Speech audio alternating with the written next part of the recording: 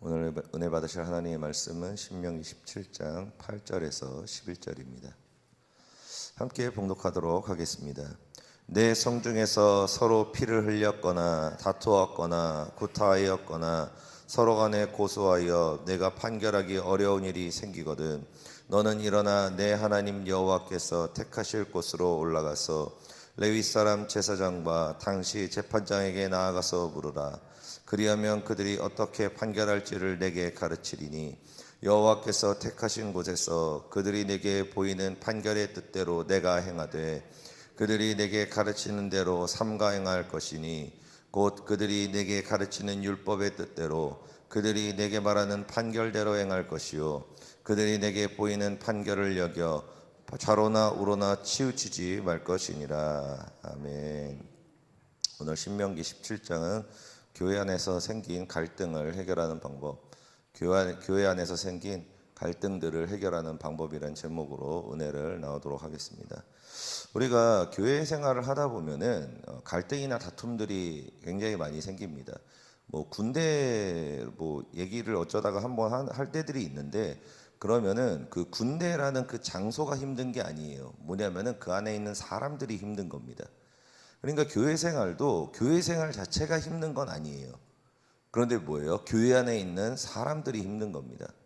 그래서 심지어는 우리가 그렇게 얘기하죠. 교회는 병원이다. 환자들이 너무나 많다. 그러다 보니까 항상 문제가 생긴다. 이런 얘기를 합니다. 그런데 교회가 병원이라서 문제가 생기는 게 아니라 이 문제는 어디서든 다 있습니다. 다 인간관계의 문제입니다. 우리의 삶 가운데에서 환경의 문제는 그렇게 많지 않습니다. 사람들이 어떤 문제가 생겼을 때 이렇게 거의 죽게 되는 경우들이 있죠. 막 정신적으로 병이 걸리거나 죽게 되는 일들이 있습니다. 그런데 그럴 때 일을 봤을 때 환경으로 인해 그렇게 죽게 되는 사람은 많지 않아요. 환경 때문에 사람이 죽지 않습니다. 뭐 때문에 죽냐면은 사람 때문에 죽습니다. 사람 간의 갈등 가운데서 상처를 받고 사람과의 갈등 가운데서 문제가 생기면서 결국에는 그 사람이 무너지게 되는 것을 우리가 볼 수 있다는 것입니다.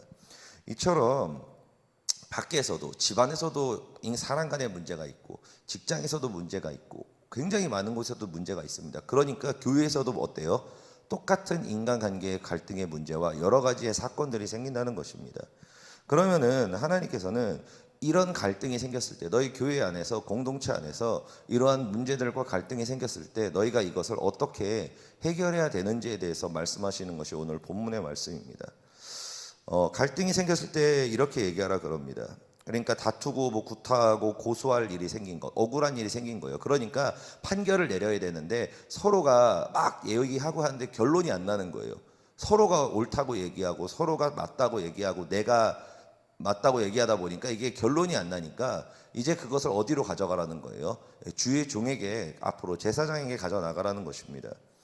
그래서 17장 9절에 이렇게 말씀하고 있죠. 우리 17장 9절 함께 봉독하도록 하겠습니다. 레위 사람 제사장과 당시 재판장에게 나아가서 물으라. 그리하면 그들이 어떻게 판결할지를 내게 가르치리니. 아멘. 그러니까 어떤 문제가 생겼을 때 성도끼리 그 문제를 해결할 수가 없다면은 그 다음에는 어떻게 하라는 거예요? 그 문제를 주의 종에게 가져나라는 것입니다. 여기서 얘기하면 담임 목사님이죠. 담임 목사님에게 그 문제를 가지고 나오라는 것입니다. 왜 그러냐면은 그 신앙생활을 하다가 이렇게 공동체 안에서 관계에 문제가 생겼을 때 그것을 그냥 그러려니 하고 덮는 경우들도 굉장히 있습니다. 그러니까 그걸 해결하려고 하지 않고 그냥 단순하게 그래 어차피 이렇게 하면 더 복잡해지고 막 서로 더 상처받고 막 더 문제가 커질 수 있으니까 그냥 됐어 그러면서 이렇게 덮어버리는 경우들이 있습니다. 그냥 자기가 참는 거예요. 해결한 게 아니라. 그럼 이제 어떻게 돼요? 그게 그 안에서 골마버립니다. 그러니까 그 후에는 안에서 썩어버려가지고 해결할 수 없는 상황까지도 일어날 수가 있다는 것입니다. 그렇기 때문에 하나님께서는 이 문제가 생겼을 때는 반드시 그것을 해결해야 된다라고 얘기하시는 겁니다. 근데 너희가 그것을 해결할 수 없으니까 뭐예요? 세상 재판관이 아니라 교회 안에 있는 그 판결, 그리고 더 나아가서 주의 종 담임 목사에게 그것을 얘기해서 그 문제를 해결하라고 말씀하신다는 것입니다. 그런데 문제가 뭐냐면은 여기서부터 문제입니다. 여기서부터 문제인 거예요. 17장 10에서 11절에 이렇게 말씀하십니다. 주의 종한테 이렇게 물어본 거예요. 이런 상황이 있습니다. 그러니까 이것을 해결해 주십시오라고 얘기하니까 이렇게 하나님께서 말씀하십니다. 우리 10에서 11장 함께 읽겠습니다. 여호와께서 택하신 곳에서 그들이 내게 보이는 판결의 뜻대로 내가 행하되 그들이 내게 가르치는 대로 삼가 행할 것이니 곧 그들이 내게 가르치는 율법의 뜻대로 그들이 내게 말하는 판결대로 행할 것이요 그들이 내게 보이는 판결을 어겨 좌로나 우로나 치우치지 말 것이니라. 아멘. 이게 무슨 뜻이냐면은 주의 종이 그 문제에 대한 갈등에 대한 판결을 내릴 거라는 겁니다. 이거는 이렇게 하고 이건 이렇게 하고 이건 맞고 이건 틀리고라는 어떤 판결을 내린다는 겁니다. 그러면은 그 판결이 내려지는 순간에 그 판결에 반론을 하지 말라는 겁니다. 그리고 그 판결에 그냥 무조건 순종하라는 거예요. 여러분 한번 근데 생각해 보시기 바랍니다. 그 주의 종이 하나님은 아니지 않습니까? 그죠? 하나님이 아니죠. 사람이지 않습니까? 사람이라는 거는 실수라는 것을 합니다. 원숭이도 나무에 떨어진다고 얘기를 하죠. 그렇기 때문에 하나님께서 분명히 주의 종에게 그 문제를 가지고 나와서 해결을 하라고 얘기했습니다. 그러면은 그 주의 종이 거기에 대해서 판결을 내린다고 얘기했죠. 그러면은 여기 다음에 있는 구절이 이런 구절이 아니라는 거예요. 그러면은 그 판결이 옳은지 그른지 잘 판단해 봐라. 주의 종도 틀릴 수가 있다. 뭐 이런 게 아니라 그냥 뭐냐면은 굉장히 어떻게 보면 강압적인 대답입니다. 뭐냐면은 말하는 그대로 무조건 순종해라. 좌로나 우로나 조금 더 치우치지 마라. 그 판결에 순복해라라고 얘기합니다. 여러분 아까 말씀드렸던 것처럼 주의 종의 그 판결이 항상 맞을까요? 항상 맞을까요? 뭐 주의 종이 AI는 아니지 않습니까? 그렇죠? 어떻게 보면 잘못된 정보를 통해서 잘못된 판결을 내릴 수도 있습니다. 아니면은 마음이 치우칠 수도 있어요. 사람이기 때문에. 그런데 그때 주의 종이 잘못된 판결을 내렸다고 해가지고 주의 종에게 뭐예요? 나는 이것을 받아들일 수 없습니다. 억울합니다. 어떻게 그럴 수 있습니까? 당신은 잘못된 판사야. 잘못된 그걸 냈어. 막 그러면서 그렇게 하라 그럽니까? 아니에요. 이해할 수 없는 말씀을 하십니다. 이건 이해할 수 없는 말이에요. 뭐냐면은 어떤 판결을 내리던 간에 좌로나 우로나 치우치지 말고 그대로 뭐예요? 그대로 거기에 순복하라는 거예요. 여러분 굉장히 이상한 말씀입니다. 이거는 굉장히 이상한 말씀이라는 거예요. 그런데 왜 하나님께서는 이렇게 말씀하실까요? 하나님이 모르실까요? 주의 종이 AI가 아니라는 것을 누구보다 잘 아시죠. 감정이 있는 존재라는 것을 누구나보다 잘 아십니다. 그리고 하나님이 아니기 때문에 잘못된 시선으로 볼 수 있다는 것도 너무나 잘 아십니다. 그런데 왜 하나님께서는 이런 억울하고 말도 안 되는 말씀을 하셨을까요? 왜 그러셨을까요? 이것은 옳고 그름의 문제가 아니기 때문에 그래요. 주권의 문제이기 때문입니다.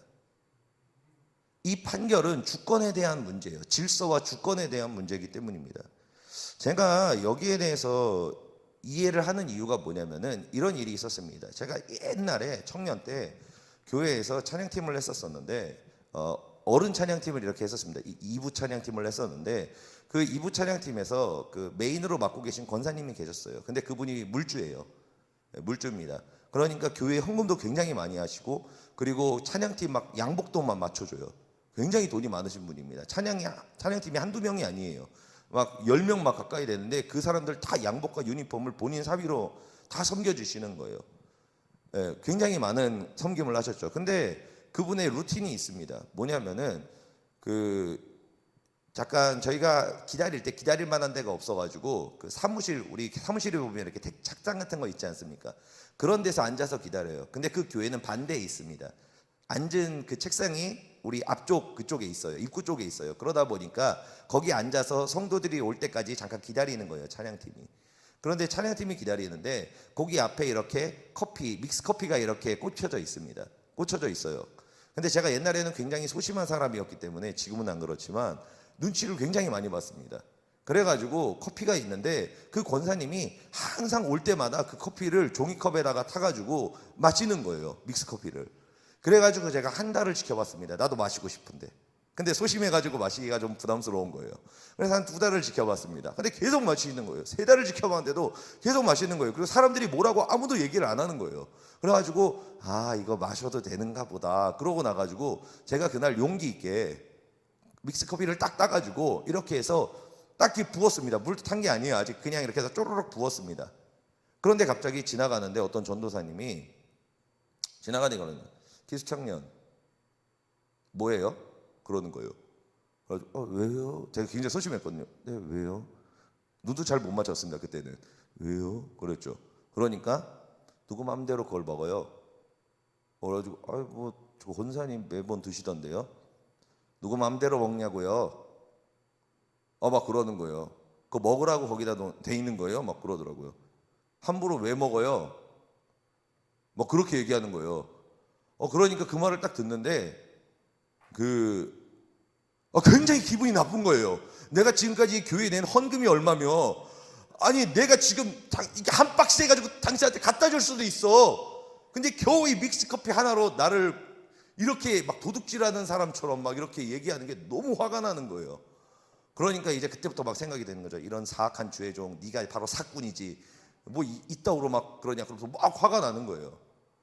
그러고 나가지고 이제 찬양 같지 않게 막 화가 나가지고 막 이렇게 한 다음에 이제 집으로 가야 되는데 저녁에 이제 다 끝나고 근데 화가 안 풀리는 거예요. 저녁까지. 그래가지고 제가 막 기도를 했습니다. 막 성전에 혼자서 막 남아가지고 하나님 아버지 뭐 저런 인간이 있습니까? 아니 저게 바로 사꾼입니다. 저런 인간이 주의 종이니까 말이야. 이 교회가 막 이렇게 한국 교회가 이렇게 되는 거지. 막 그러면서 한국 교회 걱정을 시작했어요. 한국 교회 걱정을 막 시작했습니다. 막 기도를 하는데 성령님이 딱 그러시는 거예요. 저한테 너가 사과해. 더 기분이 나쁜 거예요. 억울한 거예요. 내가 왜 사과를 합니까? 잘못한 게 한 개도 없는데 내가 피해자고 내가 억울한데 왜 내가 사과를 해야 됩니까? 그러니까 그러는 거예요. 너 그때 주의 종이 그렇게 얘기했을 때 너 앞에서 막 그 표정, 너의 표정 어땠겠어요? 제가 그때 이랬거든요. 저도 화가 나니까 앞에서 어이가 없으니까 너 그거 사과해. 그러는 거예요.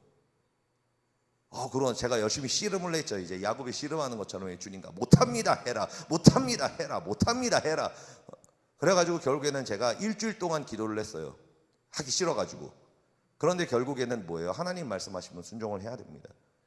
그래서 제가 굉장히 고민을 한 다음에 주의종의 그분에게 갔어요. 그래가지고 제가 이걸 일부러 먹은 게 아니라 이래 해서 권사님이 드시길래 먹어도 되는 줄 알았다. 근데 제가 잘못 알아가지고 그런 거니까 정말로 죄송하다. 다음번에는 이렇게 먹지 않겠습니다. 그리고 그때 뭐 이렇게 해가지고 그랬다면 정말 죄송합니다. 제가 잘못했습니다. 이렇게 사과를 했어요. 그럼 여러분 어떻게 끝나면 해피엔딩이겠습니까? 그래요? 그럴 수도 있죠. 뭐 이렇게 해야 되지 좋지 않겠습니까? 근데 그 주의종이 뭐라 그랬는지 아십니까? 딱 훑어보더니 그거 이제 알았어요? 그러고 그냥 가는 거예요. 아니 그러고 그냥 가요. 와, 여기서 이제 더 깊은 곳에서 이제 지옥불이 막 확 올라오는 거예요. 막 너무 화가 나는 거예요.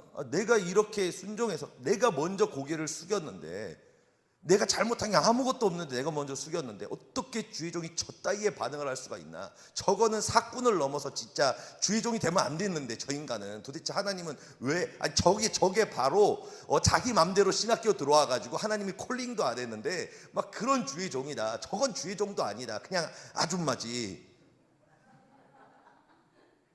이렇게 제가 생각을 했었어요. 그러고 나가지고 또 저녁에 막 기도를 했습니다. 하나님 너무 화가 납니다. 막 그런 거예요. 그래가지고 막 기도를 하는데 성령님이 딱 한마디를 하시는 거예요. 잘했다. 잘했다. 그러시는 거예요. 그러면서 그 순간에 제 올랐던 그 분노가 마치 그 물이 쫙 부어지면서 이렇게 샥 씻겨지듯이 갑자기 그 안에 있는 분노가 싹 씻겨지는 거예요. 근데 분노만 씻겨진 게 아니에요. 제 안에 있던 뭔가 응어리가 있었거든요. 그 응어리도 그 순간에 씻겨져 내려가는 거예요. 그때 제가 깨달았습니다. 하나님은 옳고 그름을 원하셨던 게 아니구나. 그 질서에 대한 순종, 그 주권에 대한 순종을 보이는 것을 원하셨구나. 그런 기적을 제가 체험했다는 것입니다. 그리고 그 후에도 어떤 일이 있었냐면은, 제가 사역을 했을 때, 기도원에서 이렇게 사역을 하고 있었는데 그 기도원에서 힘든 분들이 많이 있지 않습니까? 그래서 기도원에 금기가 있어요. 찬양을 할 때 장례 찬양 부르지 말래요. 그러니까 잠시 세상에 내가 살면서 이거 기도원에서 부르면 안 됩니다. 왜냐하면은 아시잖아요. 왜 그런지. 오시는 분들이 여러분들이 있잖아요. 근데 놀랍게도 제가 어느 날에 찬양 인도를 막 했는데 찬양 인도를 하고 내려왔습니다. 근데 갑자기 연락이 온 거예요. 그 기도원에 있는 목사님한테 연락이 온 거예요. 그래가지고 당장 사무실로 내려오래요. 아니, 난 찬양 잘하고 내려왔는데 기쁘게. 그래가지고 빨리 내려오라서 빨리 내려갔죠. 근데 딱 사무실 들어가자마자 갑자기 저한테 막 그러면서 화를 내는 거예요. 네가 제정신이야 막 그러는 거예요. 그래가지고 왜요? 그랬죠. 그러니까 막 왜 막 찬양하는데 장례 찬양을 부르냐고. 어디서 그렇게 잘못 배워먹었냐 그러면서 막 그러는 거예요. 그런 것도 모르냐고 막 소리를 치는 거예요. 소리를 막 치더라고요. 그래가지고 제가 그때 굉장히 어이없었던 게 뭐냐면은 여러분 저는 그때 장례 찬양을 부르지 않았습니다. 전혀 안 불렀어요. 없어요. 같이 찬양 부른 사람한테 제가 뭔가 정말 불렀나라는 게 가스라이팅을 당하니까 정말 내가 불렀나라는 고민이 생기는 거예요. 그래가지고 옆에 있는 사람한테 물어봤어요. 제가 장례 찬양 불렀어요? 그러니까 아니요 그러더라고요. 그리고 제가 콘티를 봤어요. 장례 찬양이 없어요. 근데 저한테 막 화를 내는 거예요. 그래가지고 너무 억울하더라고요. 진짜 억울하더라고요. 그래가지고 제가 다른 주회종 분들한테 아니 뭐 갑자기 나한테 이러냐 막 그러면서 막 그랬어요. 그러니까 옆에 있는 주회종 분들이 약간 이렇게 다 안다는 눈빛을 하는 거예요. 그러면서 저분 원래 저래. 우리도 많이 당했어. 그냥 그러려니 해. 어쩔 수 없어. 그냥 그러려니 해. 뭐 그러는 거예요. 그런데 또 그러면 기도를 해야죠. 억울하니까. 감정은 남으면 안 되지 않습니까? 그날 이후로 다음 날로 넘어가면 안 돼요. 감정이라는 건. 그래가지고 또 이제 기도굴에 들어가서 막 기도를 했습니다. 주님 억울합니다. 아니 이제 한국교회가 또 나오는 거예요. 한국교회 미래를 걱정하는 거죠. 막 기도를 하면서 한국교회 미래를 막 걱정을 했어요. 세계교회 미래를 막 걱정하고 그러면서 막 기도를 했습니다. 그런데 이제 또 하나님께서 뭐라 그러신 줄 알아요? 어떤 말이 나올지 아시겠죠? 너가 가서 먼저 사과를 해라. 와, 참 심각해져요. 이 다음에 심각해집니다. 그러고 나가지고 잘못한 게 아무것도 없는데 내가 억울한데 조부로 사과를 하라는 거예요. 어떻게 했겠습니까? 예전에 그 커피 사건이 기억이 나는 거예요. 여러분 이래서 우리가 간증이 중요합니다. 경험이 중요한 거예요. 신앙은. 그래가지고 커피 사건이 딱 기억나는 거예요. 그러면서 그래 맞다. 그래 옳고 그른 게 중요한 게 아니지. 목사님의 권위와 질서가 있는데 거기에 순종해야지. 그러면서 제가 그 목사님을 찾아뵀습니다. 그러고 나서 목사님이 오해했다 그런 얘기도 안 했어요. 목사님 죄송합니다. 잘못했습니다. 제가 다음에 있을 때는 이런 찬양이랑 이런 것들을 부르지 않겠습니다. 목사님께서 가르쳐 주셔가지고 제가 후에 이런 실수를 하지 않을 수 있도록 말씀해 주신 거 정말로 감사합니다. 목사님 더 신경 쓰겠습니다. 죄송합니다. 그랬습니다. 그러니까 그분이 그래도 그 전보다는 반응이 좋더라고요. 그래 좀 그래 다음에 잘해 막 이런 식으로 막 했습니다. 그런데 여러분 그 후에 어떤 일이 일어났냐면은 그분도 알았던 거예요. 그런데 이미 자기가 뱉었는데 오해를 했는데 그 존심 때문에 저한테 뭐라 못 그런 거예요. 근데 제가 거기서 사과를 하니까 하나님이 그분의 마음을 녹였어요. 그래가지고 문제가 생기고 일이 생겼을 때 그분이 거의 저희 방패가 되어 주었습니다. 무조건 제 편이 돼줬어요. 너는 무조건 믿을 만하다. 너는 신뢰가 간다. 그러면서 제가 그리고 그 칭찬과 그것 때문에 그 다음에 사역지 갈 때 그분이 그런 영향력을 받아가지고 사역지로 갈 수 있는 길이 또 열렸습니다. 여러분들은 이런 상황에 처한다면 어떻게 하시겠습니까? 그 전도사님과 같은 그 사건 그렇게 얘기했어요. 잘못한 게 없어요. 그런데 갑자기 그래 사과하라 그랬어요. 그래 사과했어요. 근데 어쩌라고 이러는 거예요.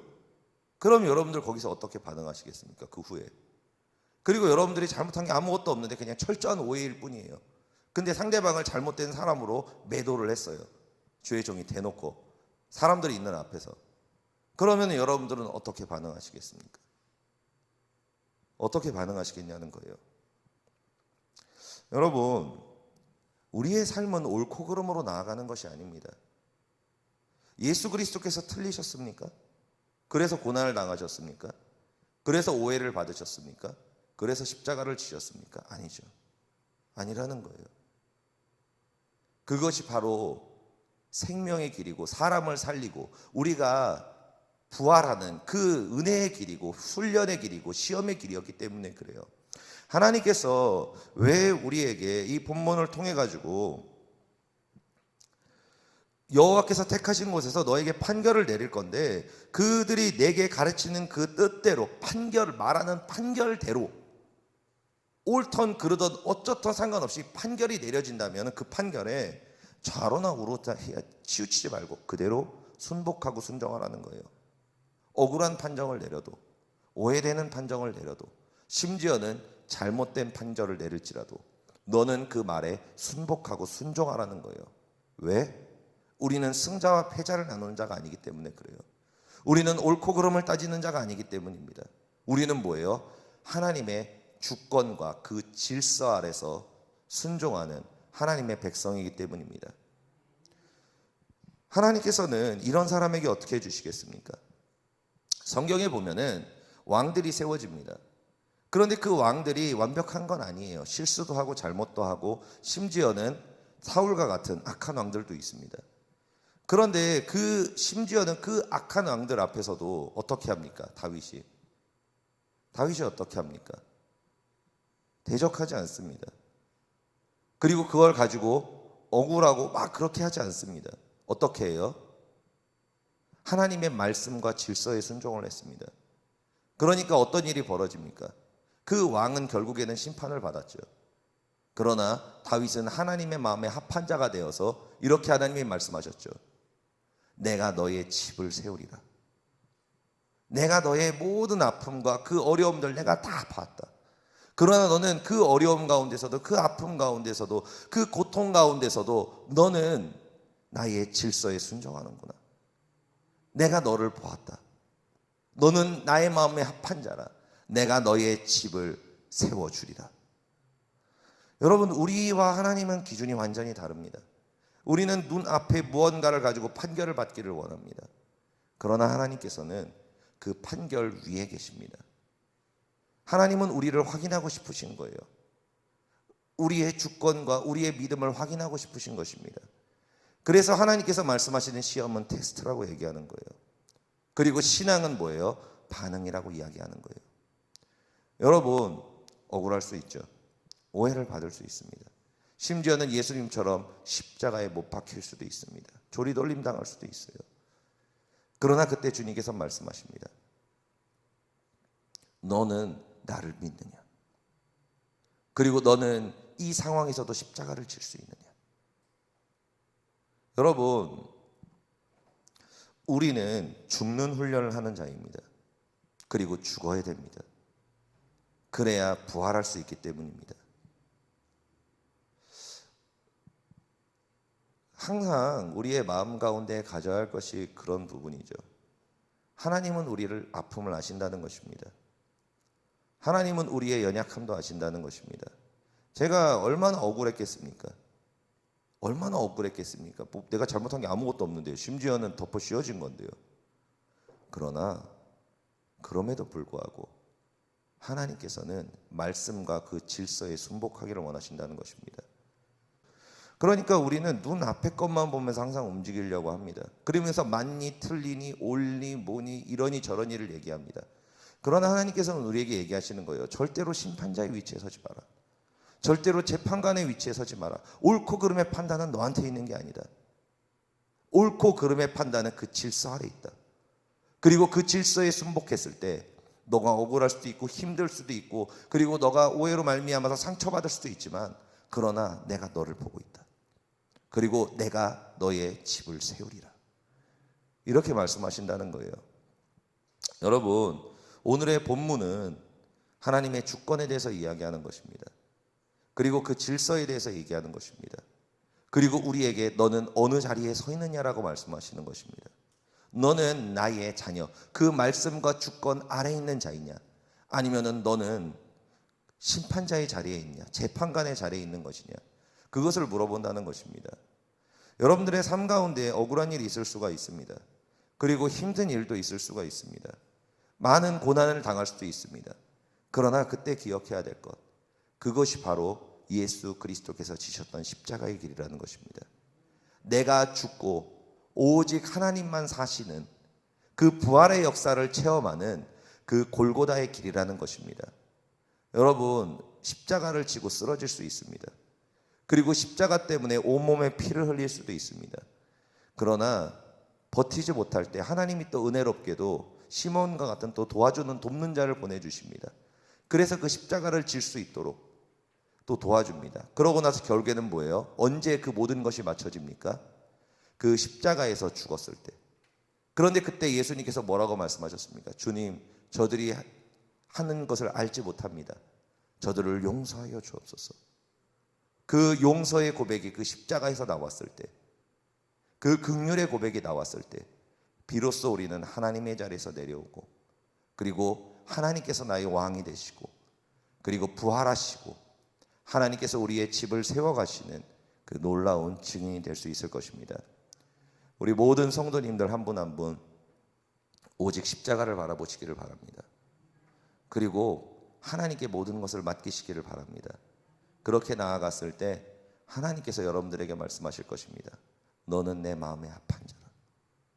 너는 내 마음에 합한 자라. 내가 너희의 집을 세워주리라. 이 고백을 듣는 여러분 될 수 있기를 예수님으로 축복드립니다. 기도하시겠습니다.